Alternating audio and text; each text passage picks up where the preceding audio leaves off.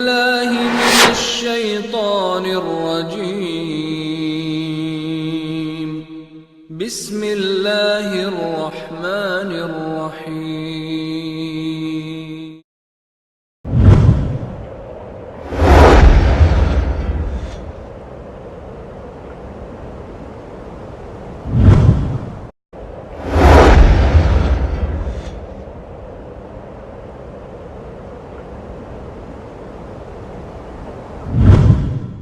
نحمده ونصلي ونسلم على رسوله الكريم.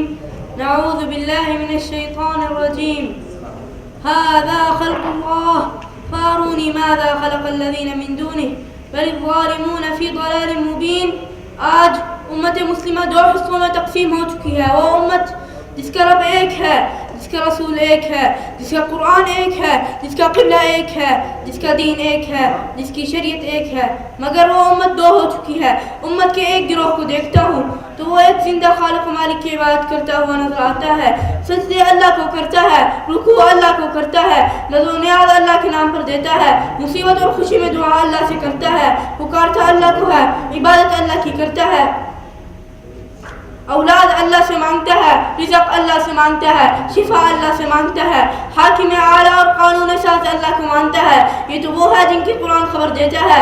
ارشاد باری تعالی ہے، ان الذین قالوا ربنا اللہ ثم استقاموا تتنزل علیہم الملائکۃ الا تخافوا ولا تحزنوا وابشروا بالجنۃ التي كنتم توعدون.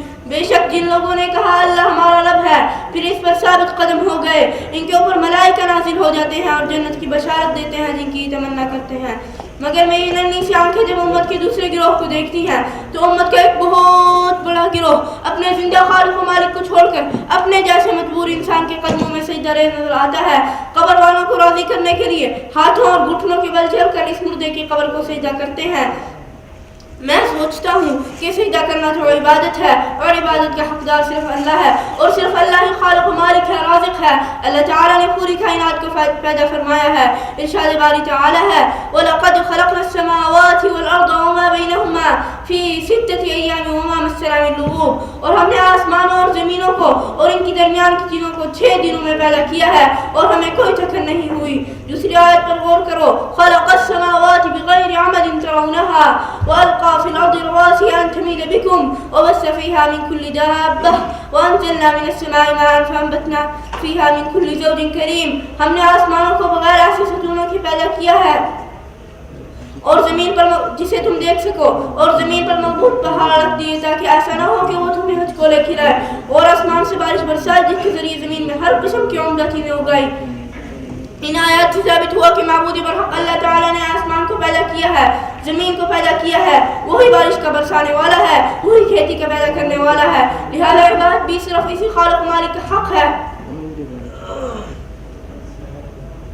اے قبروں پہ سجدہ کرنے والوں، اے پیروں فقیروں کو سجدہ کرنے والوں، مٹی کی ڈھیر پر اپنے پیشانی کو جھکانے والوں، میرے سوال کا جواب دو. کیا انہوں نے آسمان کو پیدا کیا ہے یا زمین کو پیدا کیا ہے؟ کیا یہ بارش برسانے والے ہیں یا انگوری اگانے پر قادر ہیں؟ نہیں، اللہ کی قسم نہیں، یہ تو مجبور انسان ہے. آؤ کان کھول کر اللہ مالک کا فرمان سنو. هذا خلق الله فاروني ماذا خلق الذين من دونه بل الظالمون في ضلال مبين. یہ اللہ کی مخلوق ہے، مجھے دکھاؤ جن کو تم اللہ کے علاوہ پوجتے ہو انہوں نے کس چیز کو پیدا کیا ہے. اللہ ہمیں عقیدہ توحید کے فہم عطا فرمائے اور شرک کی غلاظتوں سے محفوظ رکھے. آمین. وما علینا الا البلاغ المبین.